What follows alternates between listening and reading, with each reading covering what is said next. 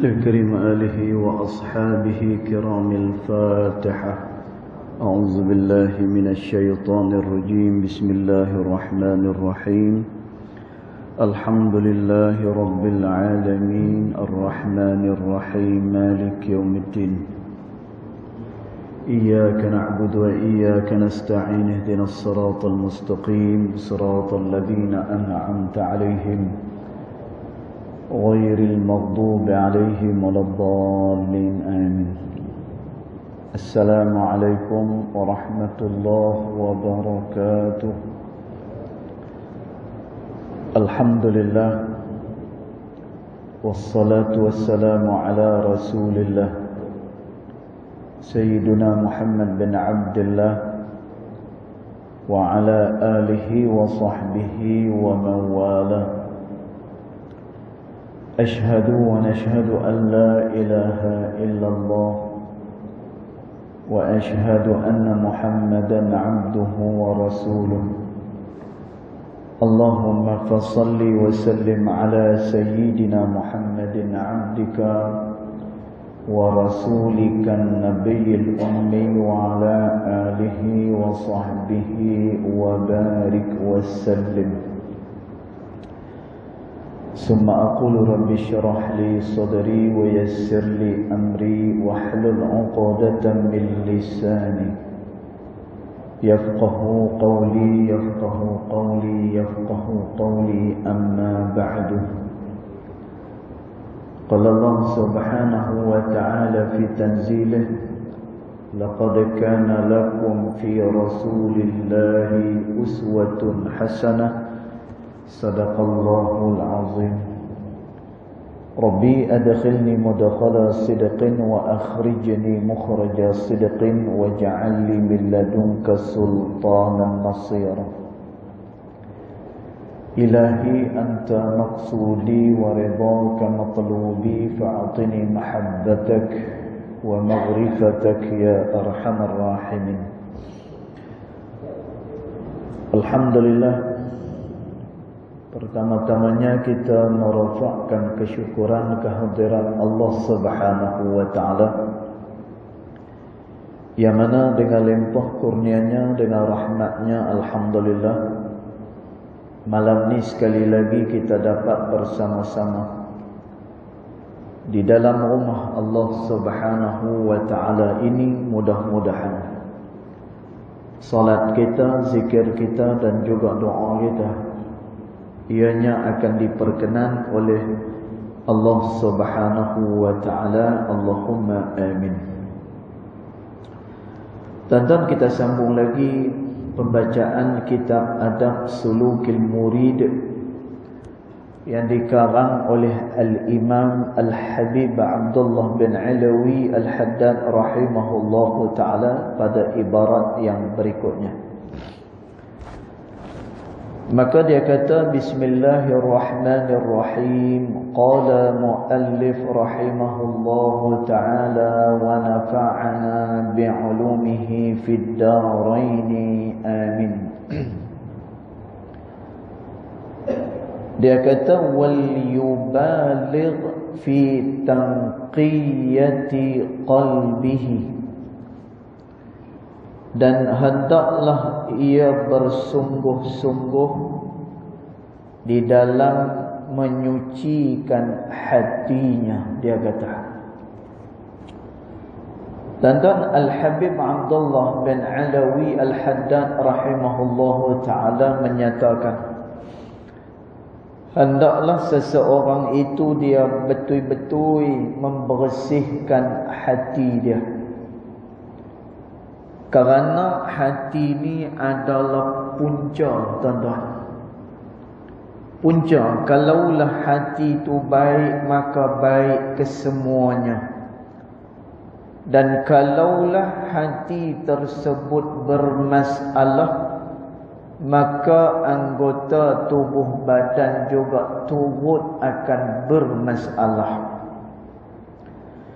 Tuan-tuan, orang yang suka bercakap perkara-perkara kebaikan, orang yang melakukan taat kepada Allah Subhanahu wa taala, ianya adalah natijah daripada hati yang suci kepada Allah Subhanahu wa taala. Dan orang ni bila mana hati dia elok, kata Al-Imam Ibnu Atha'illah As-Sakandari rahimahullahu ta'ala, dan ni hati. Sebab itu kata sebahagian daripada ulama bahawa hati merupakan benda yang paling berharga diberikan Allah Subhanahu wa taala.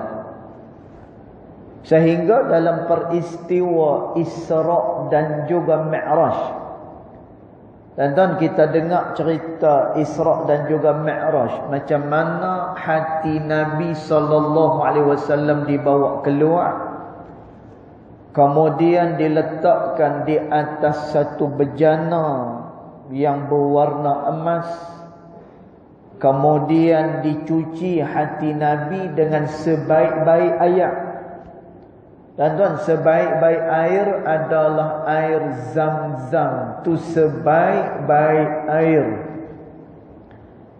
Bahkan Nabi SAW ajak pada kita, kalau siapa-siapa yang minum air Zam-Zam, maka niatlah pada air Zam-Zam tersebut, maka nescaya segala hajat dia akan dikabulkan oleh Allah Subhanahu wa taala.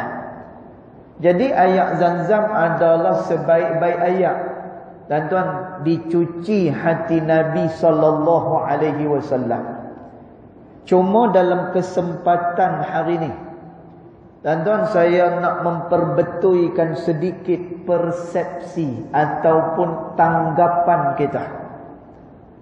Hati Nabi SAW dibawa keluar, kemudian dicuci hati dia, bukan bermakna hati Nabi itu ada masalah. Bukan bermakna hati Nabi SAW bergelumang dengan dosa. Bukan dia. Dan tuan, tapi proses penyucian hati ini adalah satu bentuk kemuliaan untuk baginda Nabi SAW. Itu yang pertama. Yang keduanya, kerana ditambahkan lagi hikmah oleh Allah kepada Nabi, itu dua. Dan tuan, yang ketiga, ni yang penting kita ambil pelajaran, bahawa nak tunjuk kepada kita benda yang paling penting, benda yang paling berharga sekali dalam tubuh badan manusia ni adalah hati yang diberi oleh Allah Subhanahu wa taala.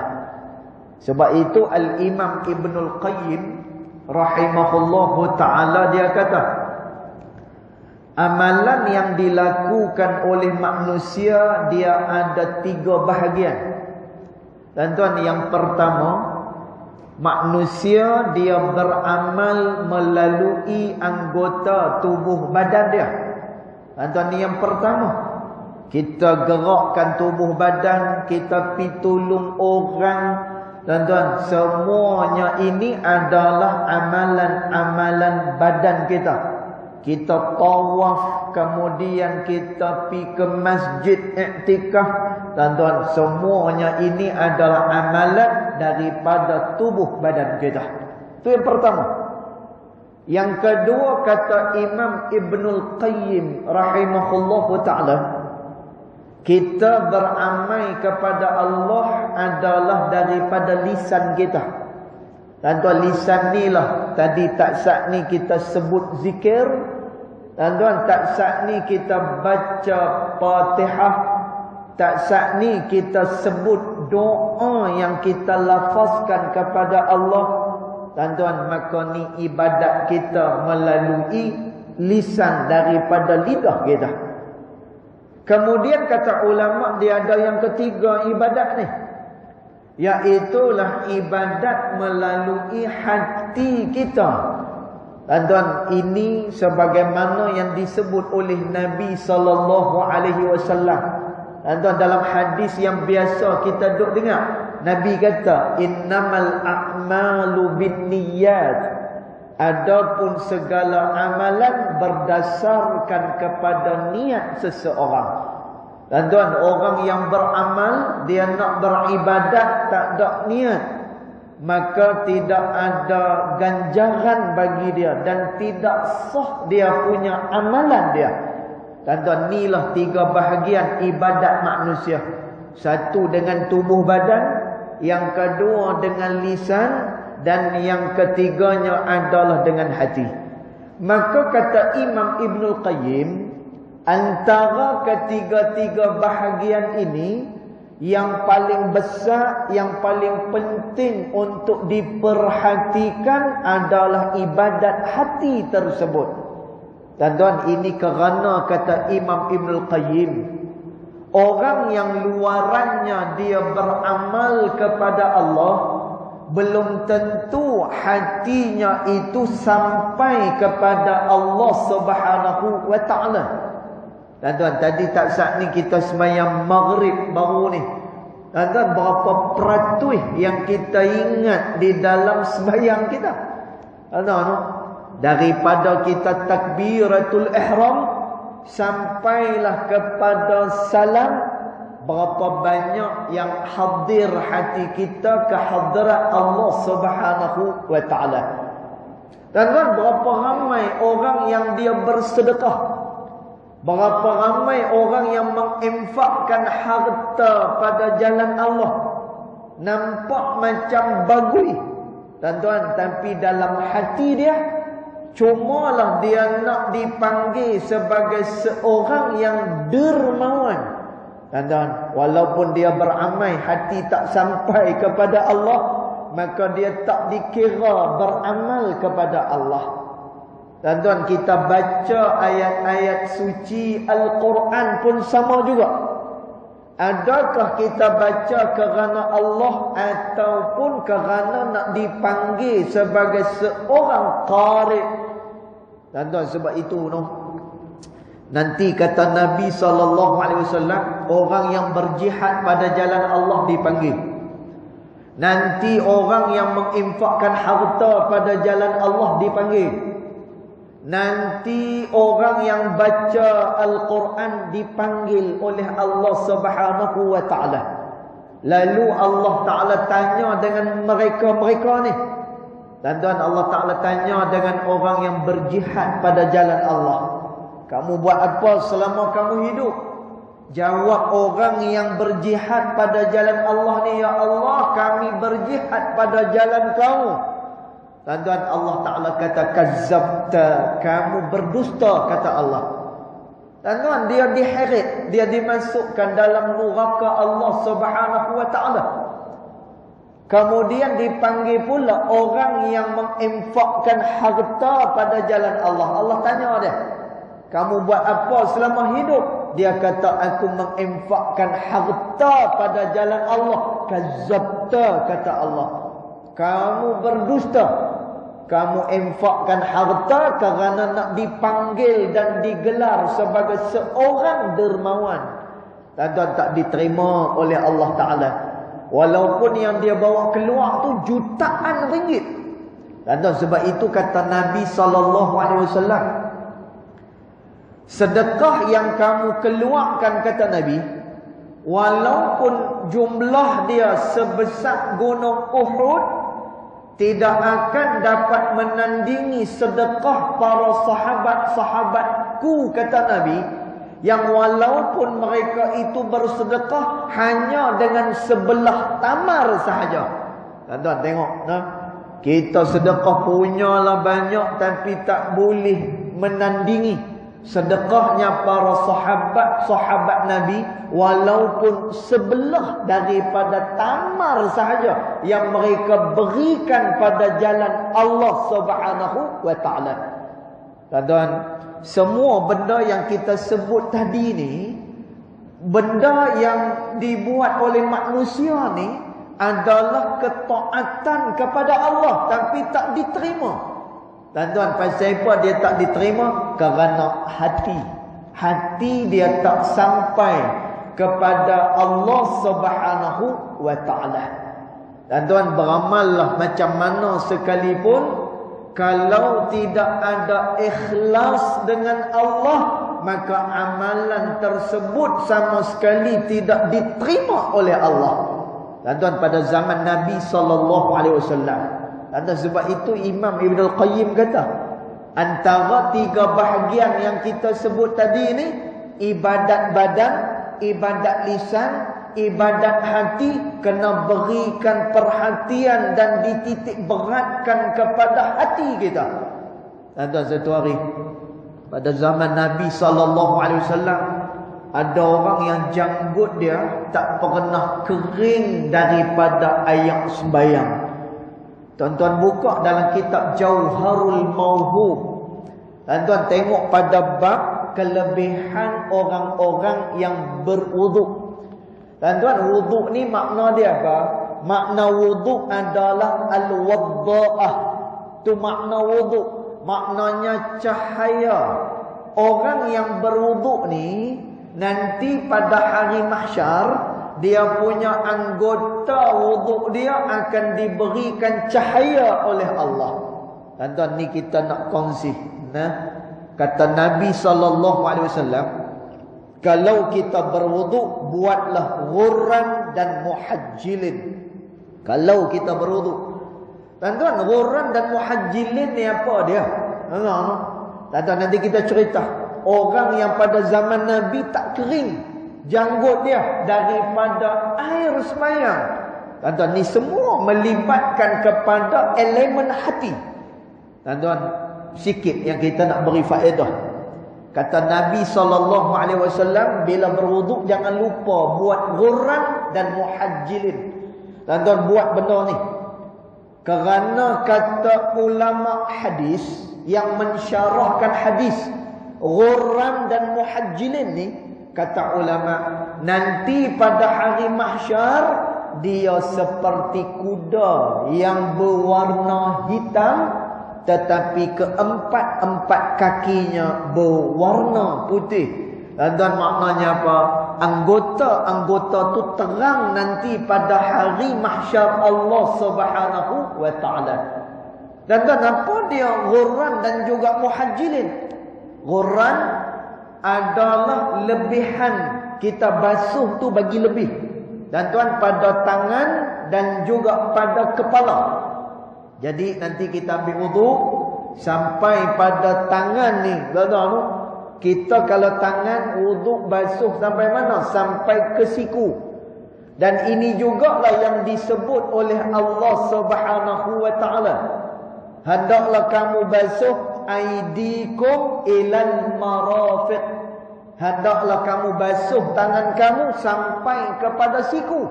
Tuan-tuan, tapi orang yang nak buat ghurran ni, dia basuh lebih sikit daripada siku dia. Tuan-tuan, dia basuh patut sampai siku. Tuan-tuan, tapi dia basuh lebihkan sedikit daripada siku dia.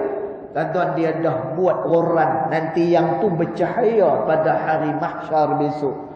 Tuan-tuan, kemudian bila dia nak sapu kepala, dalam mazhab Syafi'i, memadai dengan 3 helai rambut saja. Tuan-tuan, maknanya kalau kita basahkan tangan kita, kemudian kita ambil 3 helai rambut ya. Tapi ni jangan duk buat asal lagi. Asal lagi dia nak buat, dia kata, aku nak rasa kan. Biasa duk sapu ayak macam tu kan. Kali ni aku nak rasa 3 helai rambut yang macam mana? Tuan-tuan, rugi. Sedangkan yang 3 helai rambut ni, kata ulama Syafi'iyah, ianya adalah benda yang memadai. Tuan-tuan, maknanya mencukupi, maknanya benda tu cukup dah. Tuan-tuan, tapi kalau nak yang terbaik, buat hak ni. Tuan-tuan, macam mana? Kita basahkan tangan kita dua-dua macam ni. Tuan-tuan, maka kita sapu. Bermula daripada depan ke belakang, belakang di depan balik semula. Tuan-tuan, yang tu baru 1 kali. Lepas tu basahkan lagi buat kali kedua. depan ke belakang, belakang depan. 2. Kali yang ketiga buat sendiri. Kan kali ketiga buat sendiri.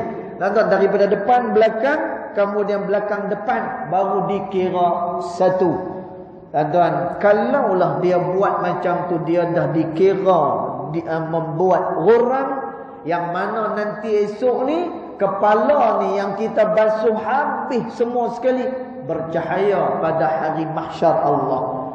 Kemudian muhajjilin dekat mana? Pada bahagian kaki.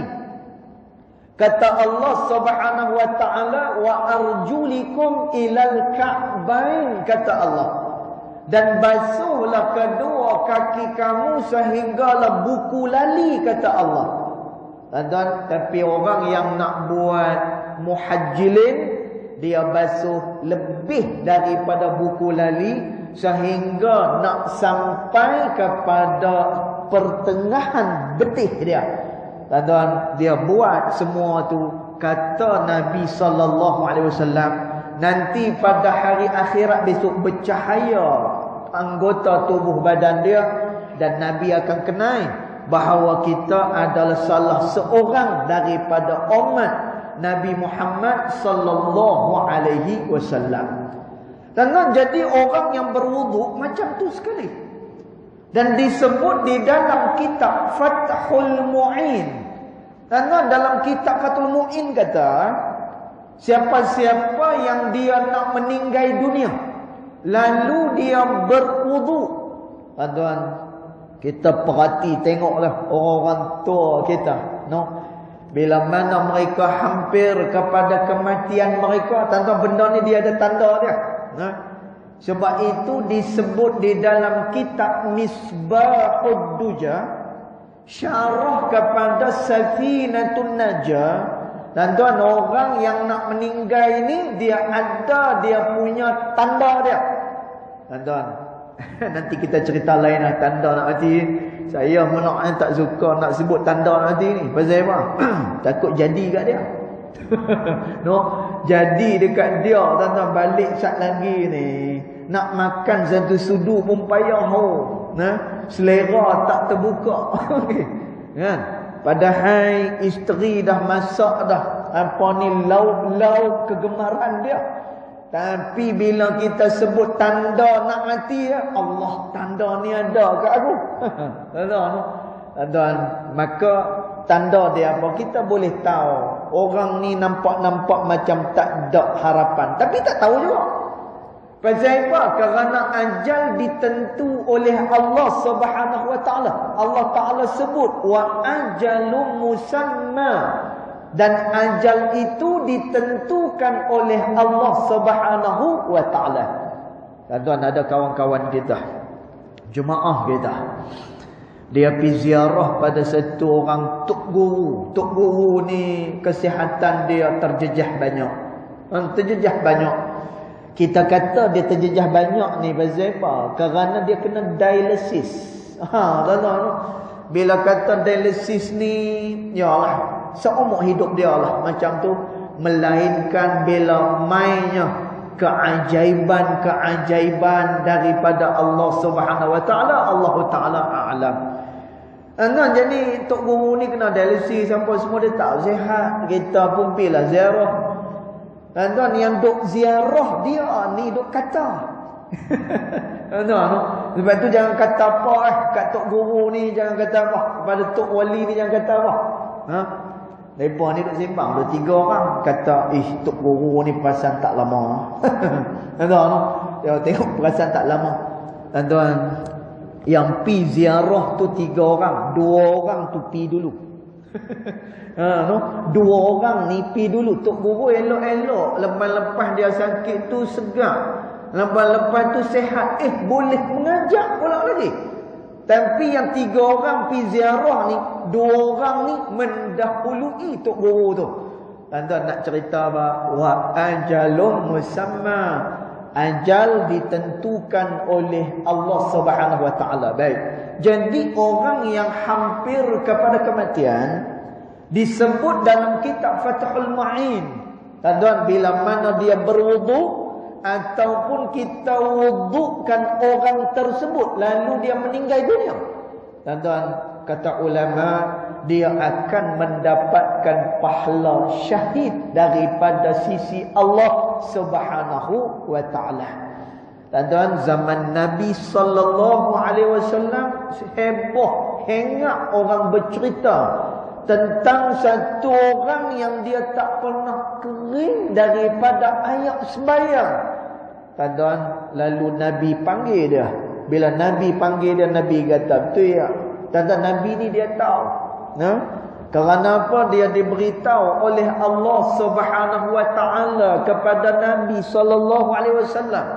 Tuan-tuan, tadi kita tahu dah kelebihan wuduk, besar dia punya kelebihan dia. Tapi amal, kalau tidak disertakan dengan hati yang hadir pada Allah, tuan-tuan, amalan tu dia tidak akan membawa apa-apa erti sama sekali. Contoh orang pada zaman Nabi ni, tak kering dia daripada ayat wuduk, Nabi panggil dia. Nabi kata, betul ya? Dalam hati ada takabur, betul ya? Betul, kata dia. Tuan-tuan, dia tak boleh kata apa dah. Melainkan dia kena mengaku pasal apa yang katanya Rasulullah sallallahu alaihi wasallam. Dalam hati ada takabur, betul ya? Betul ya Rasulullah. Kamu ada ujub, betul ya? Nabi kata, dia kata, betul ya Rasulullah. Tuan-tuan, kata Nabi sallallahu alaihi wasallam, patutlah, kata Nabi, masa kamu masuk dalam majlis ni, di muka kamu, di wajah kamu adanya bintik-bintik hitam yang diletakkan oleh syaitan yang dilaknat oleh Allah Subhanahu wa taala. Tuan-tuan, tengok betapa besarnya peranan hati kita di dalam kita nak mendekatkan diri kepada Allah. Lalu kata Imamul Haddad, bersihkan hati kamu, alladhi huwa mawdi'un nazari rabbih, kerana dia merupakan tempat pandang Allah Subhanahu wa taala. Tuan-tuan, zaman Nabi sallallahu alaihi wasallam bila ada di antara para ashabi Rasulullah, sahabat-sahabat Nabi sallallahu alaihi wasallam yang mereka itu gugur di dalam peperangan. Tuan-tuan, maka sahabat-sahabat yang masih hidup, tuan-tuan, Masya Allah, para sahabat ni, mereka kira nak cari akhirat lah. Sebab tu Sayyidina Uthman bin Affan, dia laburkan dia punya harta kekayaan dia pada jalan Allah. Sayyidina Abu Bakar pun sama, dia laburkan pada jalan Allah. Sayyidina Umar sama, dia laburkan pada jalan Allah. Sayyidatina Khadijah sama, dia laburkan pada jalan Allah. Tuan-tuan, depa ni Masya Allah, begitu pandang kepada hari akhirat ni. Bila sahabat-sahabat ni ramai yang gugur di medan peperangan, depa hidup lagi. Tuan-tuan, depa kata apa? Betapa beruntungnya orang-orang yang pergi perang ni, mereka gugur, mereka mati dalam medan peperangan ni, kerana mereka akan mendapatkan syurga Allah Subhanahu wa taala. Dan lalu apa kata Nabi sallallahu alaihi wasallam? Kata Nabi, Allahu a'lam biniyatihim. Nabi kata Allah Subhanahu wa taala ni, dia lebih mengetahui berkenaan dengan niat-niat mereka. Tuan-tuan, perkataan Nabi sallallahu alaihi wasallam ni nak memberikan penjelasan kepada kita bahawa tempat jatuh pandang Allah Subhanahu wa taala kepada manusia adalah jauh ke dalam hati dia. Tuan-tuan, Nabi sallallahu alaihi wasallam kata, kam min amalin, berapa banyak amalan, suratuhu suratud dunia, berapa banyak amalan yang nampak macam gambaran dunia, tetapi dia diterima pada hari akhirat. Tuan-tuan, kita tengok ada orang yang dia yang dia sedekah secara terang-terangan no? Terang-terang dia bersedekah, kemudian pakai cek besar pula. Lah ni zaman lah ni macam korang dah cek besar tu kan. Ni cerita ni zaman saya lah, zaman apa ni budak-budak dulu ni kan. Bila ada majlis penyampaian sumbangannya mesti ada cek besar lah kan. Jadi kami-kami ni dan termasuklah orang-orang lain pun dia kata apa? Sedekah lagu mana macam ni pakai cek besar amboi tunjuk ke orang punyalah riak, punyalah nak takabur, punyalah nak pi tunjuk dekat orang. Dan Nabi sallallahu alaihi wasallam kata, kam min amalin suratuhu suratud dunia. Berapa banyak amalan yang nampak macam amalan dunia, tetapi dia diterima pada hari akhirat besok. Tuan-tuan, nampak macam amalan dunia. Orang ni pakai kereta besar, kita kata apa? Kita kata, pakai kereta besar tak zuhud orang ni. Tuan-tuan, Imam Malik rahimahullahu ta'ala, Imam Malik bin Anas, pengasas kepada mazhab Maliki. Tuan-tuan, ketika mana ada satu orang beri hadiah kepada Imam Malik bin Anas satu kain untuk dibuat baju. Tuan-tuan, Imam Malik bin Anas ni orang kaya, kaya sungguh. Tuan-tuan, kaya sungguh. Ni Imam Malik bin Anas. Dia punya jubah dia saja pun harga 500 dirham. Lebih kurang kalau plus dengan duit kita pada hari ni, jubah Imam Malik harga dia RM2,000. Tu dia. Macam jubah kot yang untuk imam pakai ya. Yang tu setengah tailor 500. Setengah tailor 1000. Setengah tailor lagi kalau dia halus lagi 1500. Jubah Imam Malik bin Anas rahimahullahu ta'ala mahal harga dia. Kemudian meja tempat mengajar Imam Malik juga diperbuat daripada kayu-kayu yang berkualiti tinggi. Sofa yang diduduki oleh Imam Malik bin Anas digunakan dengan sofa yang begitu mahal. Tuan-tuan, satu hari ada orang bagi kepada Imam Malik satu kain untuk dia buat baju.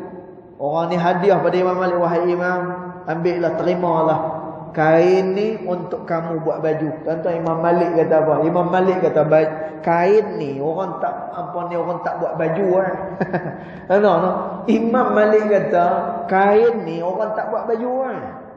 Tuan-tuan, nak cerita kayanya Imam Malik bin Anas rahimahullahu ta'ala. Tuan-tuan, apakah dia orang yang lalai kerana dia dengan keduniaan dia?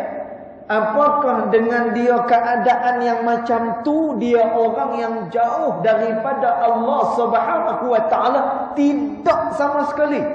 Sebab itu kata Nabi sallallahu alaihi wasallam, berapa banyak amalan yang nampak macam amalan dunia, tapi di akhirat besok dia diterima oleh Allah Subhanahu wa taala. Tapi kata Nabi, berapa banyak amalan yang nampak macam amalan akhirat. Kata nampak macam amalan akhirat. Dia pakai baju lusuh, kemudian pakai kereta pun nak start, nak taruh start tu kena ambil masa 15 saat. Nak bagi apa? Nampak macam zuhud ya. Tuan-tuan, rupa-rupanya dalam hati dia nak dipanggil macam tadi kita sebut, nak digelar orang zuhud. Tuan-tuan, kerana nak suruh orang pandang dia, ni orang bukan orang dunia ni. Tuan-tuan, kata Nabi sallallahu alaihi wasallam, berapa banyak amalan yang nampak macam amal akhirat, tapi di akhirat besok dia hanya menjadi amalan dunia semata-mata, kata Nabi sallallahu alaihi wasallam. Tuan-tuan, jadi pokok dia, titik tolak dia dekat mana? Adalah daripada hati seseorang ketika mana ia beramal kepada Allah Subhanahu wa taala. Maka kata Imam Al-Haddad, bersihkan hati kerana dia merupakan tempat pandang Allah Subhanahu wa taala dan jagalah hati tersebut minal maili ila syahawatid dunia, daripada dia cenderung dengan syahwat-syahwat dunia, dengan nafsu-nafsu dunia. Tuan-tuan, jangan bagi dia masuk ke dalam hati. Sebab itu kata ulama, umpama pencuri yang masuk dalam rumah kita. Tuan-tuan, pencuri kalau dia masuk dalam rumah kita, apa yang kita akan buat kat pencuri itu? Kita akan attack dia. Tuan-tuan, bahkan pernah, ni cerita. Pernah satu masa di tempat kami mengaji kat Yaman. Bila ada pencuri masuk, budak-budak, yalah kita pun budak-budak. Bila ada pencuri masuk, kita bubuh, pakat bubuh sorang sikit. Budak-budaknya tu. Dan sampai apa ni? Bengkak muka sampai orang tu, keadaan dia pakat bubuh sorang sikit ni.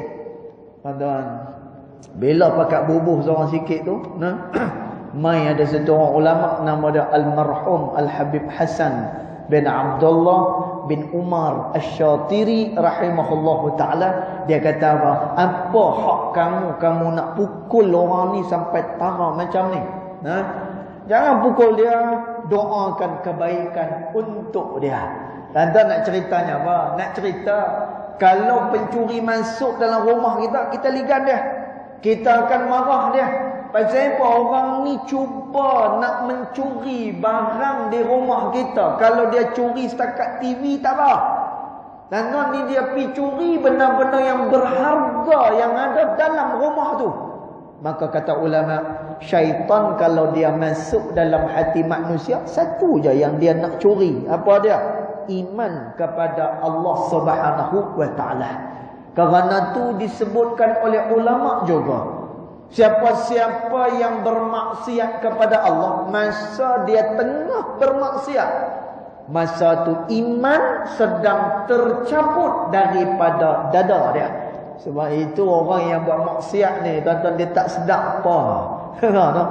Tuan-tuan, orang yang bila dia langgar perintah Allah Subhanahu wa ta'ala, dia tak sedar apa.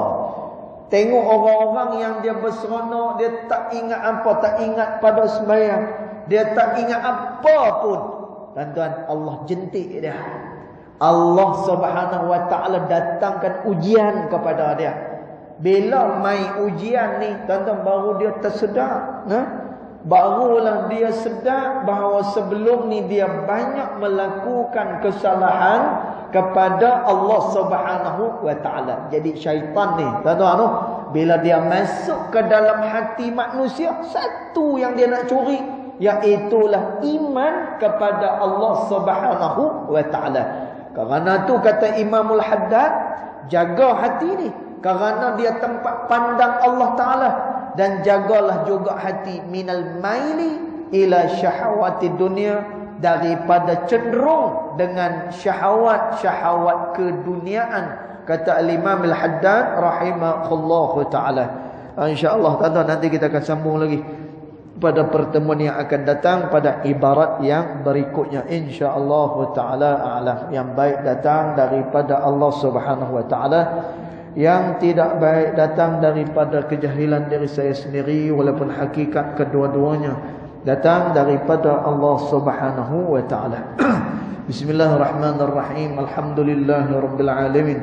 Wassalatu wassalamu ala asyrafil anbiya'i wal mursalin wa ala alihi wa sahbihi ajma'in. Allahumma ighfir lana ma akhta'na wa ma ta'ammudna wa ma asrarna وما أعلنا وما أنت أعلم به منا أنت المقدم وأنت المؤخر لا إله إلا أنت سبحانك إنا كنا من الظالمين وصلى الله على سيدنا محمد وعلى آله وصحبه وبارك وسلم والحمد لله رب العالمين والله أعلم.